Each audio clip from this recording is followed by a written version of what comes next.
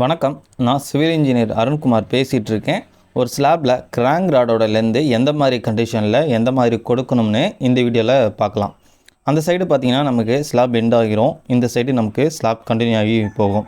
இப்போது இந்த end ஸ்லாப்பில் 0.15L அளவுக்கு, அதாவது இந்த ஸ்லாப்பு 16 அடி இருக்குன்னா 2 அடி 5 அங்குலம் கொடுத்தா போதும்.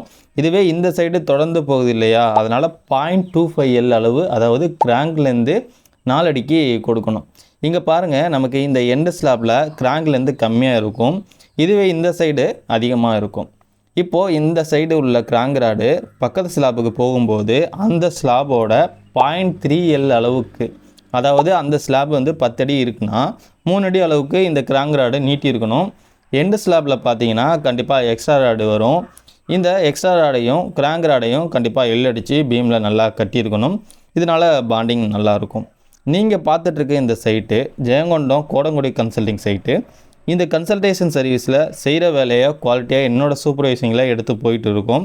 சென்னை, திருச்செங்கோடு, பாண்டிச்சேரி, தஞ்சாவூர், ஜெயங்கொண்டம் இந்த ஊர்களில் சர்வீஸ் கொடுத்துட்ருக்கோம். உங்களுக்கும் இந்த சர்வீஸ்லாம் தேவைப்பட்டுச்சுன்னா டிஸ்பிளேல தெரியுற நம்பருக்கு கான்டாக்ட் பண்ணுங்கள். நன்றி, வணக்கம்.